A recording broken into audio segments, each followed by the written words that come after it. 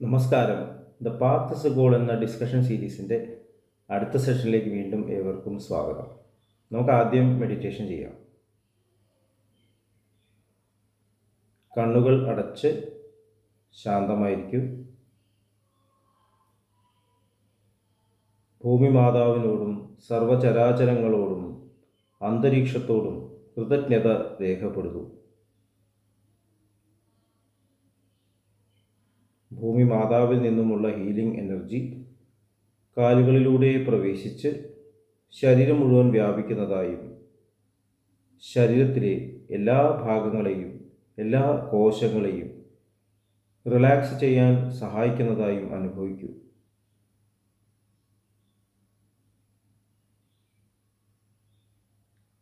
ഈ റിലാക്സേഷൻ ഹൃദയത്തിൽ അനുഭവിക്കൂ. ശ്വാസം ദീർഘമായി ഉള്ളിലേക്കെടുക്കൂ. ഹൃദയത്തിൽ സ്നേഹം നിറയുന്നതായി അനുഭവിക്കൂ.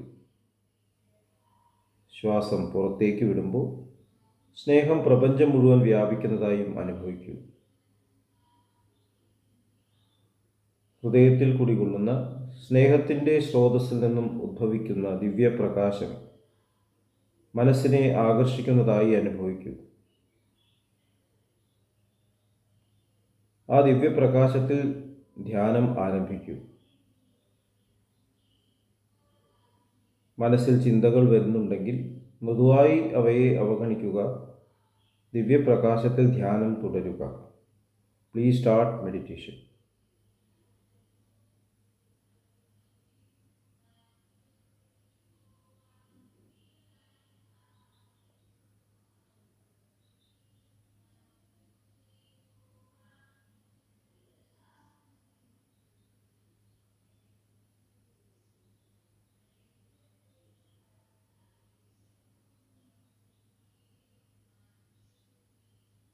ഓക്കെ, ആ കണ്ടീഷൻ ഹൃദയത്തിൽ നിലനിർത്തി പതുക്കെ കണ്ണുകൾ തുറക്കൂ. എല്ലാവരെയും വീണ്ടും ഹാർട്ട്ഫുൾനെസ് സഹജമാർ മെഡിറ്റേഷൻ സിസ്റ്റത്തിലേക്ക് സ്വാഗതം ചെയ്യുന്നു.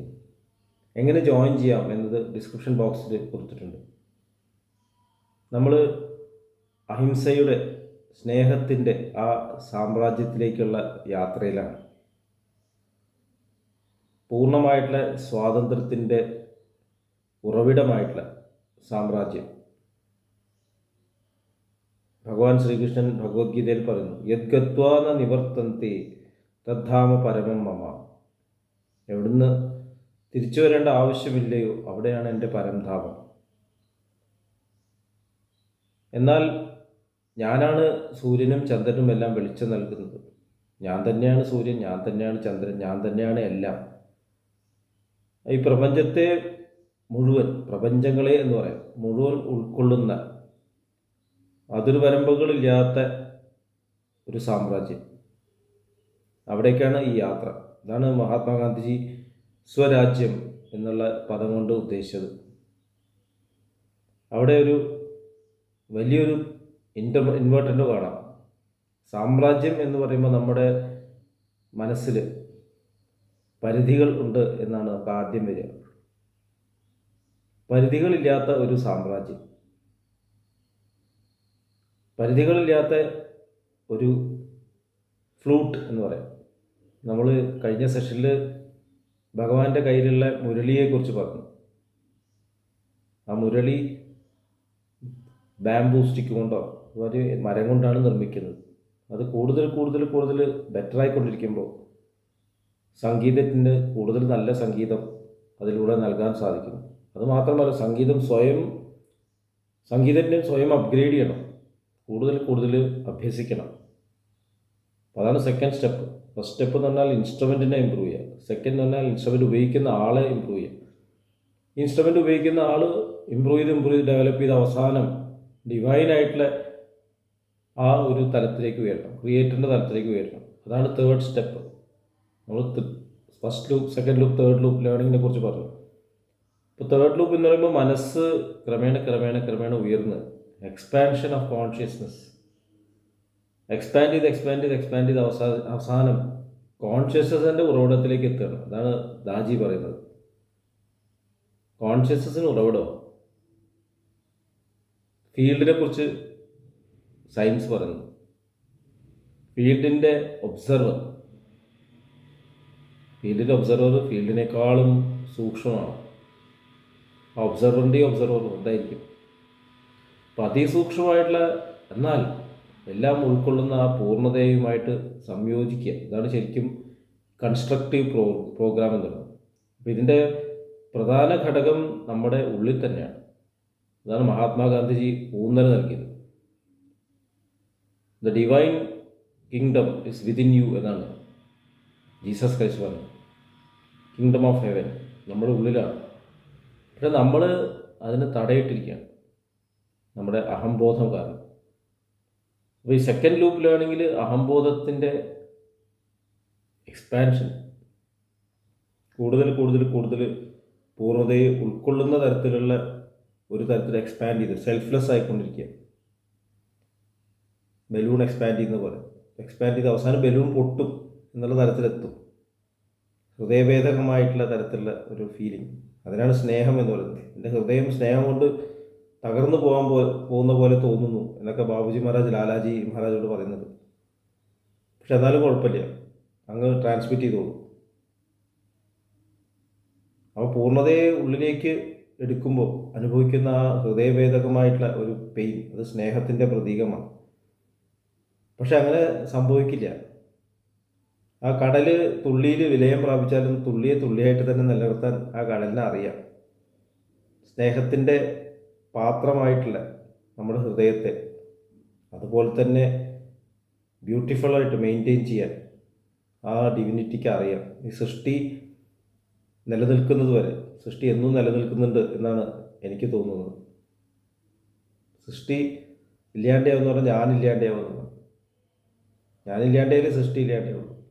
അപ്പം എത്രത്തോളം കാലം ഞാനുണ്ടോ അത്രത്തോളം കാലം സൃഷ്ടിയുണ്ട്. അപ്പം അതിൻ്റെ അർത്ഥം എന്ന് പറഞ്ഞാൽ ഞാനുള്ളപ്പോൾ അല്ലേ സൃഷ്ടിയുള്ളൂ, ഞാൻ പ്രകടമായതിനു ശേഷമേ സൃഷ്ടിയുള്ളൂ.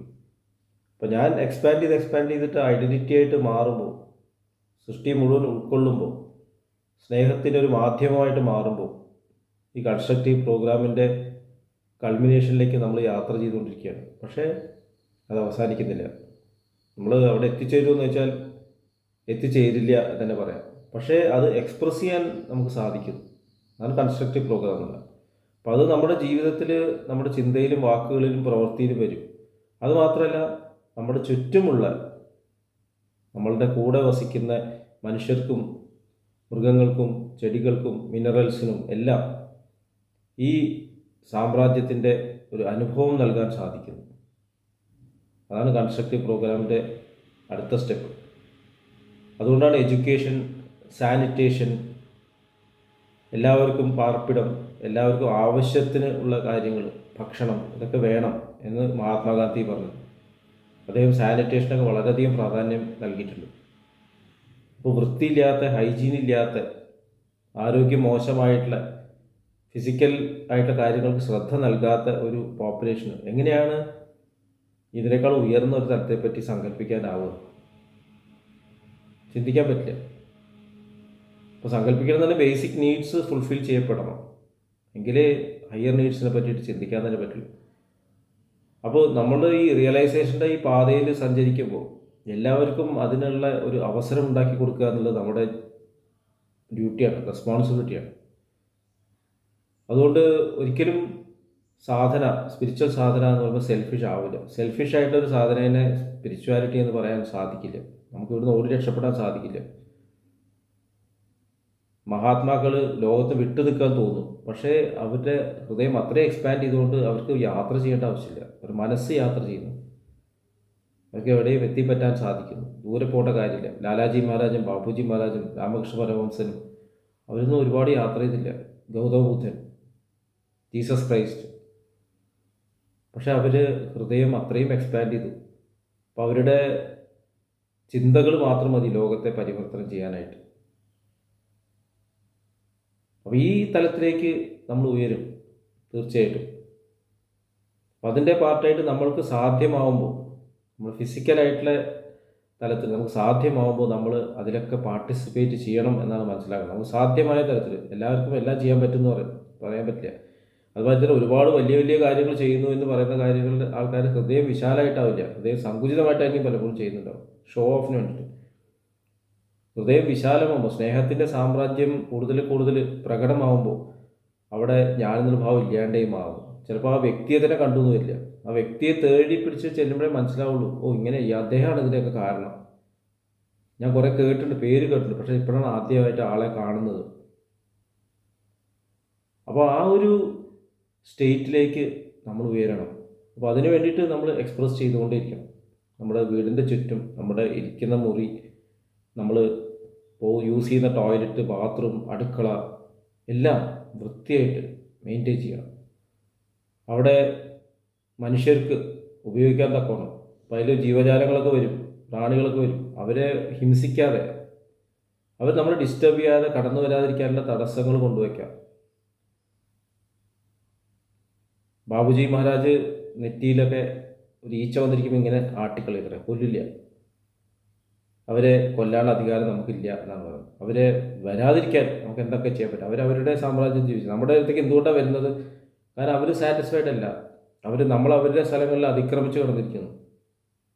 അപ്പോൾ അവർക്ക് ഇങ്ങോട്ട് വരേണ്ട ആവശ്യം വരികയാണ്. അപ്പോൾ നമുക്ക് പ്രൊട്ടക്റ്റ് ചെയ്യാനുള്ള, സെൽഫ് ഡിഫെൻസിനുള്ള തീർച്ചയായിട്ടും ആവശ്യമുണ്ട്. കാരണം നമുക്ക് ശരീരം നിരന്തരം മെഡിറ്റേറ്റ് ചെയ്യണം. അപ്പം അങ്ങനെ നമ്മൾ അഹിംസയോടുകൂടി പ്രവർത്തിക്കുമ്പോൾ ഒരു അത്ഭുതം കാണാം. യൂണിവേഴ്സ് നമ്മളെ ഹെൽപ്പ് ചെയ്യുന്നു, പിന്നെ നമ്മൾ ഡിസ്റ്റർബ് ചെയ്യുന്നു. റെഗുലറായിട്ട് മെഡിറ്റേറ്റ് ചെയ്യുമ്പോൾ നമുക്ക് അത്ഭുതം കാണാം. മെഡിറ്റേഷൻ റൂമിൽ കൊതുകൊക്കെ ഉണ്ടാവും, ഒരു മെഡിറ്റേഷൻ സമയത്ത് ഡിസ്റ്റർബ് ചെയ്യാണ്ടേ ആവുന്നു. അതിനായിട്ട് ശ്രമിക്കരുത്.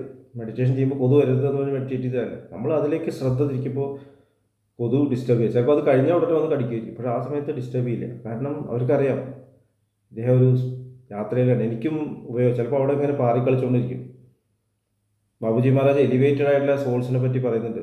നിങ്ങളുടെ ചുറ്റുമുള്ള ഇൻസെക്ട്സ് കൂടി ലിബറേഷൻഡ് ആവും എന്നാണ് പറയുന്നത്. അങ്ങനെ ലഭിക്കുമ്പോൾ അവർ നമ്മളെ ഉപദ്രവിക്കില്ല. ഋഷിമാരുടെ ആശ്രമങ്ങളിലെ മൃഗങ്ങളൊക്കെ സ്നേഹത്തോടെ വസിച്ചിരുന്നു എന്ന് നമ്മൾ കഥകളിൽ കേൾക്കാം.